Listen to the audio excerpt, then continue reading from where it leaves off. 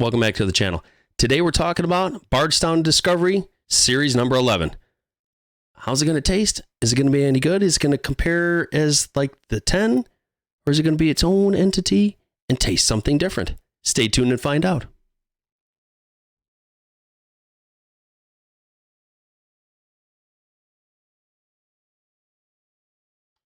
Like I said, welcome back.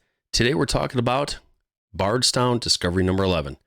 The MSRP on this one was, it says anywhere between 140 to 150. I got this one for 150 from TJ's Market, like I've talked about before, in Commerce Township. And the proof on this is 118.1. We know it's a blend of 73% 13-year-old Kentucky bourbons, which is 75% corn, 13% rye, and 12% malted barley. 21% 10-year-old Kentucky bourbon, which is 78% corn, 13% rye, and 9% malted barley. And Bardstown's own distillate, which is 6 years, 6% of 68% corn, 20% wheat, and 12% malted barley. Like I said, I got this from TJ's in the epic bourbon haul that I had and decided, you know what? Got it in that video. I hadn't opened it yet. So after the video, I said, you know what? I've kind of opened all of these. I'm going to open this one, see what it's like. And I was pleasantly surprised. We got a little bit into the bottle, like I always said. We got a little bit into the history. Like I always said, though, what's the juice like inside? So let's get into that first nose.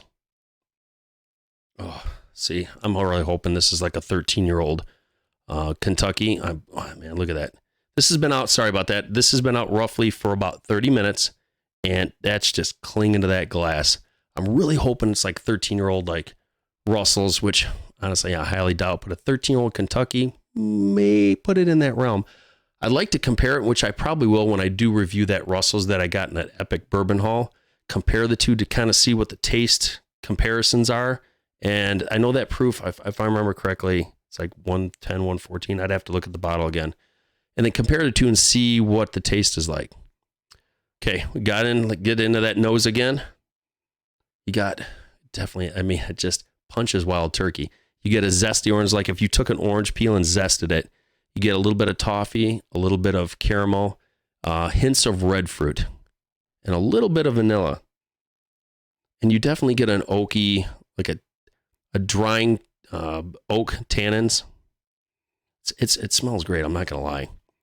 And a little bit and a hint, I'm talking like a hint of ginger and a hint of molasses. Got into that first nose. Let's get into that first taste.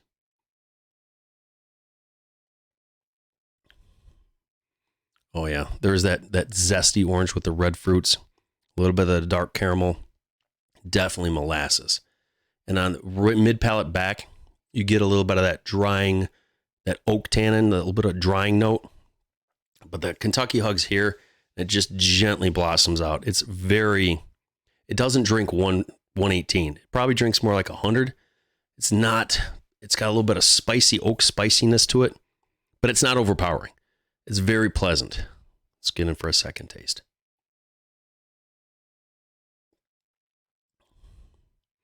Now you're getting that ginger note, like a flat ginger ale with clove. A hint of if you ever had a dark espresso bean and bit into it, you get that note. And a little bit of earthy rye notes. That's hard to explain, like an earthy rye. Like if you've ever had a rye and it's gotten wet and damp and it has that not rotting smell, but that earthiness, almost like a damp soil rye note. I know it sounds weird, but that Kentucky hug here, you definitely get the red fruit note on the back end. I mean, it's for the original one I got, the 6, I think that was like 80, maybe $100 tops. But again, like we've talked about before, the prices just keep going up and up and up. Eventually, there's got to be, honestly, folks, there's got to be a breaking point that people just get fed up and go, man, enough. You're bringing down the age, but you're bringing up the price. So somewhere's got to say, people have got to start saying, look, I ain't buying nothing over $50. I'm done. So I'm beginning to understand why a lot of people are griping at the prices. I understand the way things are right now, but eventually, when things do level out, if these stay like they are, people aren't going to buy them anymore. They'll become old dusties on the shelf like they used to be way back in the day. Okay, sorry about this rambling of a Michigan boy, but I'm your host, Brian. This is the Average Whiskey Drinker channel. Like I always say, find a bottle, open the bottle, enjoy the bottle, because good bourbons, ryes, and whiskeys are always meant to be shared. Like, comment below. Have you had any of the other discos? Did you like this one? Did you find it? How much did you pay for it? Subscribe, share if you can. And honestly, guys, I truly appreciate every single one of the tongue-tied subscribers that have been subscribing. The channel is growing. I'm almost at 300, which is great that you actually want to hear a Michigan guy, Gen Xer, ramble on about his whiskeys that he's purchased, which I truly appreciate. Until next time, thank you so much for watching. I'll talk with you all soon.